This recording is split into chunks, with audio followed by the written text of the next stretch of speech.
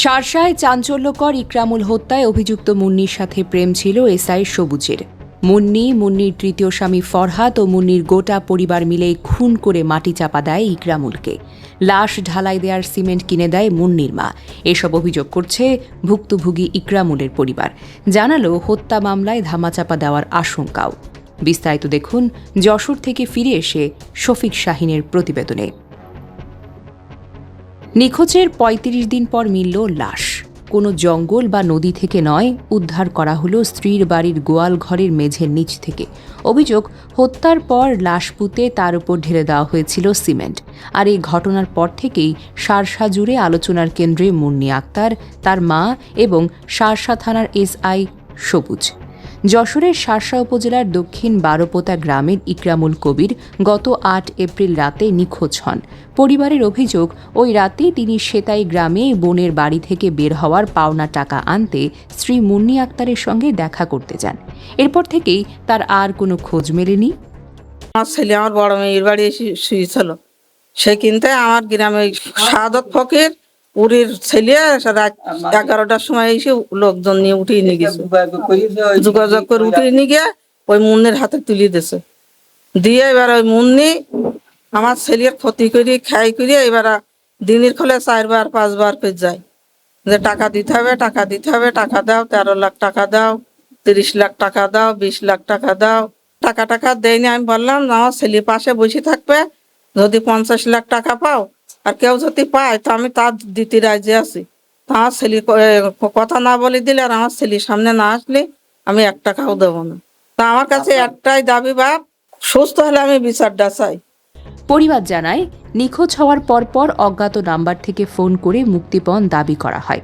টাকা না দিলে ইকরামুলকে হত্যা করা হবে বলেও হুমকি দেওয়া হয়।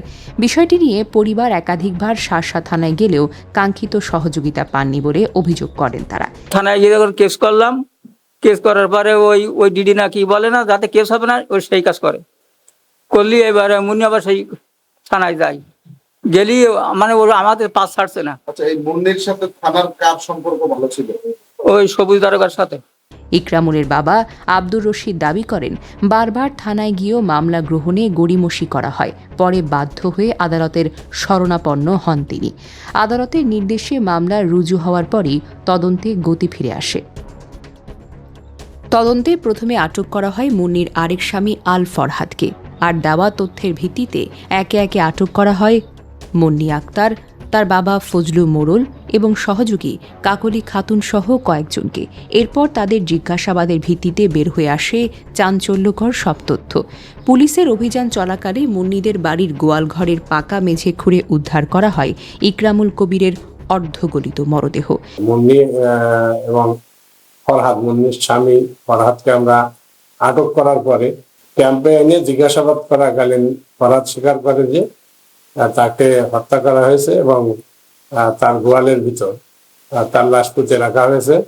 তখন তাৎক্ষণিকভাবে আমরা ঊর্ধ্বতন কর্তৃপক্ষকে অবহিত করি এবং থানার ওসি, সার্কেল এসপি, আমি এবং তদন্তকারী অফিসার এবং আমাদের সঙ্গী উপস্থিত ফরহাদের বাড়ির গোয়াল ঘর থেকে ফরহাদের দেখানো মতে, শনাক্ত মতে আমরা ইকরামুলের লাশ উদ্ধার করতে সক্ষম হই।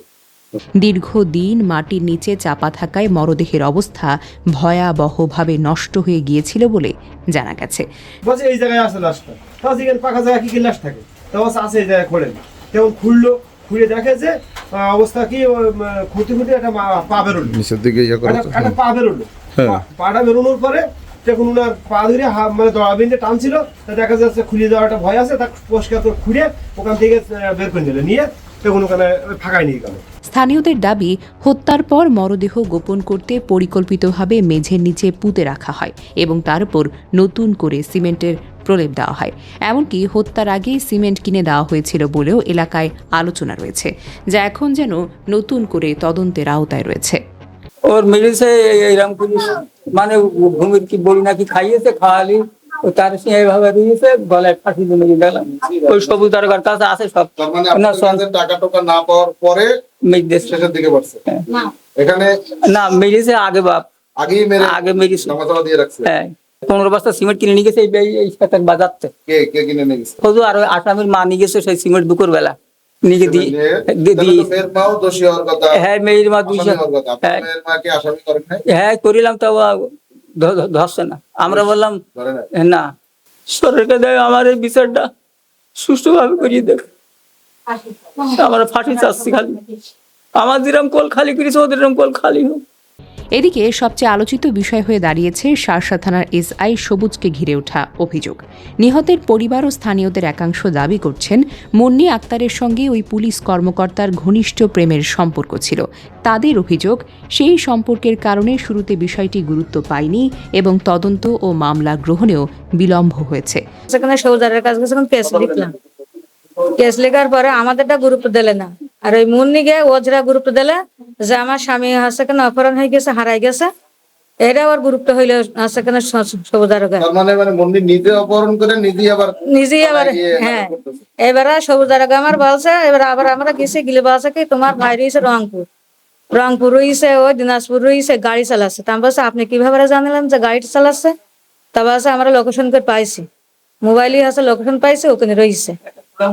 এবারে তারপরে আবার আরেকদিন গেছি, সে বলছে কি যে একটা খোলা আছে, প্রতিবন্ধী মহিলার কাছে রয়েছে সে ফোন। তা আমি বলছি ফোন মতে হচ্ছে প্রতিবন্ধী মহিলার কাছে রয়েছে, কিভাবে গেল? তার মানে মুন্নি 10টা নাম্বার ঠিক দিয়েছে আর একটা নাম্বার ভুল দিয়েছে, তার জন্য আমার ওই ভাইয়ের হচ্ছে কেন ওই অন্য জায়গায় দেখাচ্ছে। তবে এসব অভিযোগের বিষয়ে এসআই সবুজের বক্তব্য এখনো পাওয়া যায়নি, ফলে বিষয়টি তদন্তের মাধ্যমে স্পষ্ট হবে বলে জানিয়েছেন সংশ্লিষ্টরা।